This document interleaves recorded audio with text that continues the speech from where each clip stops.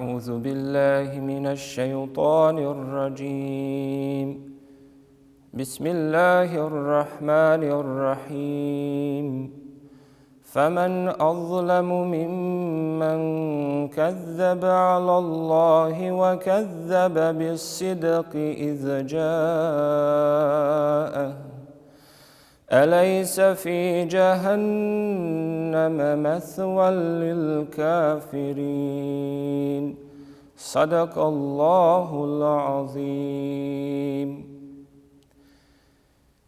Ima li nepravednijeg od onoga koji o Allahu govori laži i smatra istinu lažnom kada mu se ona donese? Zar džehennem nije boravište za one koji ne vjeruju? Istinu je rekao uzvišeni Allah. Draga braćo i poštovane sestre, danas se nastavljamo družiti sa ajetima Kur'ana časnog. Došli smo do 24. džuza koji obuhvata ajete sure Zumer, suru Mu'min i ajete sure Fusilet. U ovome prvom ajetu 24. džuza prema tefsiru Ibn Kesira se govori o mušricima Mekke koji su o Allahu i Božjem poslaniku govorili laži i koji su odbijali istinu sa kojom je došao Muhammed a.s. Međutim, da bismo u potpunosti mogli razumjeti riječi ovog ajeta i na koga se one odnose, neophodno je da malo pogledamo kroz ajete koji se prožimaju kroz ovaj džuz. Tako, na samom početku sure Zumer u njenom 5. i 6. ajetu, uzvišeni Gospodar nas podučava da je On stvoritelj svega, da su svi zakoni u prirodi manifestacija njegove moći i njegove volje, da Allah stvara čovjeka, daruje mu egzistenciju i određuje sudbinu, te da je čovjek u konačnici samo pred Allahom odgovoran i da samo njemu duguje pokornost. A ajete Gospodar završava pitanjem فَأَنَّا تُسْرَفُونَ. Pa kuda se onda čovječe pored svih mojih znamenja koji te okružuju okrećeš i odmećeš od pokornosti meni? U ajetima koji slijedi uzvišeni Allah nam navodi primjere onih koji su se odmetnuli od pokornosti njemu. Kazuje Gospodar da su to oni koji čine širk, koji su uzeli kumire za posrednike između sebe i Gospodara, oni koji iznose laži da Allah ima sina, te oni koji su nezahvalni, koje kada zadesi neka nesreća, u svojim dovama se obraćaju Allahu, a kada im Allah iz svoje milosti daruje izlaz, oni zaborave na njega, pa se opet okrenu svojim kumirima. U suri Mu'min uzvišeni Gospodar navodi primjere Nuhovog naroda koji je poricao, primjer oholog faraona i naroda poslije njih koji su nastojali lažima ugasiti svjetlo istine, poricajući ono sa čime su došli Božji poslanici. Takve poricatelje istine uzvišeni Gospodar u ovom prvom ajetu 24. džuza naziva najvećim lašcima i nasilnicima i upozorava ih Gospodar da ako odu sa dunjaluka, ne ostave se svojih laži i ne okrenu se pokornosti njemu, da ih čeka primjerna kazna u džehennemu.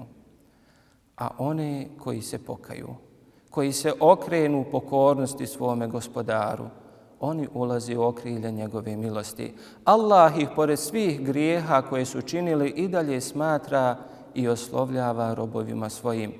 Kako čitamo iz 53. ajeta sure Zumer u kome Gospodar kaže: Kul, ja ibadija alladhi asrafu ala anfusihim.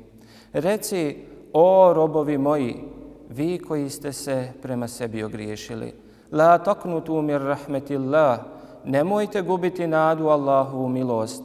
Inna Allahe yaghfiru dhunube džami'a, zaista će vam Allah sve grijehe oprostiti. Innehu huval gafurur rahim, jer on doista mnogo prašta i on je milostiv. Wa anibu ila rabbikum wa aslimu leh, pa vratite se svome Gospodaru i budite mu pokorni. Ovaj plemeniti ajet je poziv nade upućen svakome čovjeku da nikada ne pada u očaj i da ne misli da je daleko od Allahove milosti. Nekada ljudski grijesi znaju biti veliki i mnogobrojni, ali su vrata Allahove milosti široka i prostrana i otvorena su za svakog onog koji na njih pokuca iskrenom teubom, pokajanjem. U tefsirima se kao povod objave ovog ajeta navodi jedna skupina ljudi koja je živjela u najtežim grijesima. Činili su širk Allahu, ubijali su nepravedno druge ljude i živjeli su u nemoralu i zinaluku. Jednoga dana su došli kod Božjeg poslanika i kazali: ono čemu ti pozivaš, ono o čemu ti govoriš je nešto dobro i lijepo, pa samo kada bi nas obavijestio da postoji ikakav način da se mi iskupimo za naše grijehe. Tada uzvišeni Gospodar objavljuje i naređuje poslaniku: kul, reci im poslaniče, o robovi moji, vi koji ste u grijesima prema sebi pretjerali, nemojte gubiti nadu u Allahovu milost. Zaista će vam Allah svaki grijeh oprostiti. Samo se vratite Gospodaru pokajanjem i budite mu pokorni. Braćo i sestre, ova spoznaja o veličini našeg Gospodara treba biti jaka u našim srcima. Spoznaja da je Allah prema svim ljudima Erhamur Rahimin, od milostivih najmilosniji, da je prema meni i tebi milostiviji od naših roditelja i naših majki, koji su nas tako brižno i pažljivo odgajale i njegovale. I kada čovjek kroz život leti na krilima ove čvrste spoznaje i nade u Allahovu milost, onda neće padati u očaj bez obzira u kakvoj se životnoj situaciji našao. I kada čovjek počini grijeh, on neće malaksati u svojoj vjeri, nego će požuriti da se vrati u okrilje Božje milosti, čineći teubu i kajući se za svoje grijehe.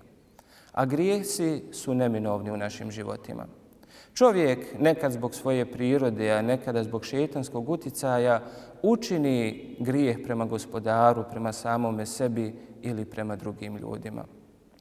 I ovu čovjekovu slabost da se odupre grijehu uočavamo na primjeru Adema alejhiselama. Adem, prvi čovjek stvoren i nastanjen u džennetu, uživa Adem u svim džennetskim blagodatima i ima jednu zabranu. Ali Adem krši tu jednu zabranu i pada u gorčinu grijeha. Onoga trenutka kada je Adem osjetio gorčinu grijeha, on odmah počinje da traga za načinom povratka u okrilje Allahove milosti. U predajama se navodi da je Adem došao pred Gospodara svjetova pa upitao: Gospodaru moj, je li tvoja milost veća od tvoje srdžbe? Jeste, Ademe, odgovorio je Gospodar. Gospodaru moj, ako se ja pokajem, hoćeš li me vratiti u džennet? Upitao je Adem. Hoću, Ademe, odgovorio je Gospodar. O ovome nam govori i kuranski ajet iz sure Al-Bekare u kome Gospodar kaže: فَتَلَقَّى آدَمُ مِنْ رَبِّهِ كَلِمَاتٍ فَتَابَ عَلَيْهِ إِنَّهُ هُوَ التَّوَّابُ الرَّحِيمُ. I kada Adem primi neke riječi od Gospodara svoga i on mu oprosti. On doista mnogo prašta i on je milostiv. Draga braćo i sestre, svi mi nosimo ovaj dio prirode Adamove koji je sklona greškama i baš zbog toga poput Adema trebamo uvijek i iznova da žurimo traženju oprosta i moljenju za Allahovu milost. Međutim, svjedoci smo da su ljudi ponekada nemarni prema teubi i traženju oprosta. Abdullah ibn Mesud radijallahu anhu je kazao: doista je propast za čovjeka u dvije stvari: njegovoj samodopadljivosti i gubljenju nade u Allahovu milost. I upravo su ova dva stanja kod nemalog broja ljudi zapreka za njihovo pokajanje i povratak uzvišenom Gospodaru. Prva skupina su oni koji su zadivljeni sobom, svojim djelima, svojom vjerom, svojim ibadetima, oni koji će možda kazati: ja ne činim velike grijehe, nisam nikome zulum učinio, ne kradem, ne kockam, zašto da se ja kajem? Božji poslanik nas ne uči tako. Božji poslanik nas uči da smo svi mi griješnici, a da su kod Allaha najbolji oni griješnici koji se najviše kaju. Uzvišeni Allah u Kur'anu Kerimu upućuje poziv svima nama: وَأَتُوبُوا إِلَى اللَّهِ جَمِيعًا. Svi se Allahu pokajte. إِنَّهُ الْمُؤْمِنُونَ لَعَلَّكُمْ تُفْلِحُونَ. O vjernici, kako biste postigli ono što želite. Iz riječi ovog kuranskog ajeta i hadisa poslanika učimo da je teuba potrebna u životu svakoga od nas. Nije teuba rezervisana samo za velike grijehe. Valja se kajati i za one male grijehe, za našu nemarnost, nezahvalnost, za sve naše mahane, propuste i krnjavosti koji prate naša djela. Božji poslanik Muhammed a.s., onaj koga je Allah zaštitio od svakoga grijeha, je i 100 puta dnevno se Gospodaru kajao i tražio oprosta. Plemeniti ashabi bi znali izbrojati da Božji poslanik u toku jednoga sjela i po 70 puta kaže Estagfirullahi wa etubu ilejh. Oprosti mi Allahu i primi moje pokajanje.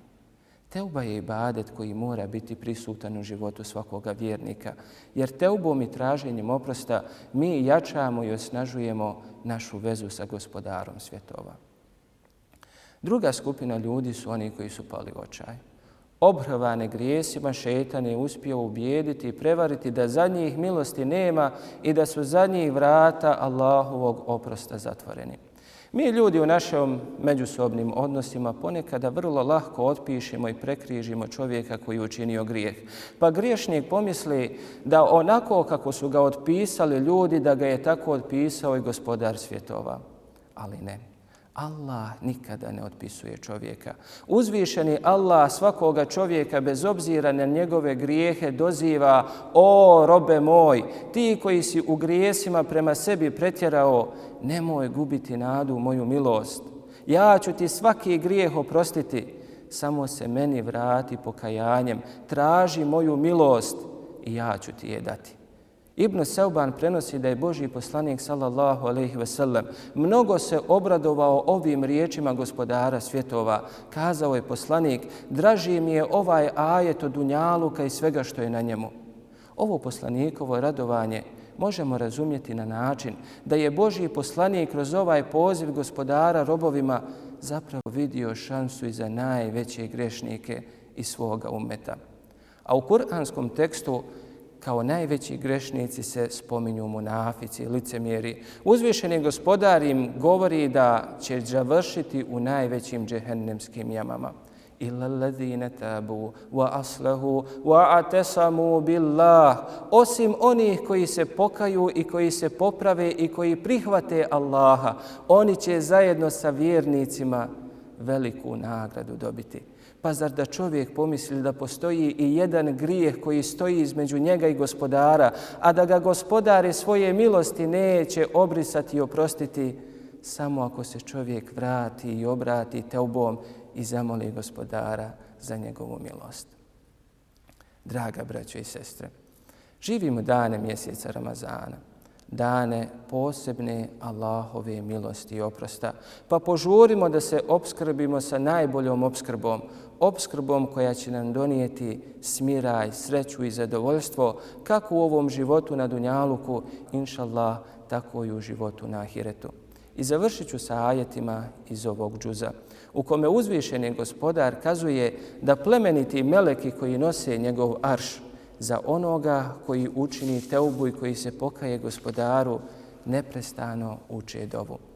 A njihova dova glasi: Gospodaru naš, ti sve obuhvaćaš milošću i znanjem svojim. Pa oprosti onima koji su se pokajali i sačuvaj ih patnje u vatri. Gospodaru naš, podari im džennetske bašće koje si im obećao i precima i ženama i potomstvu njihovom koje je bilo dobro, ti si uistinu silan i mudar.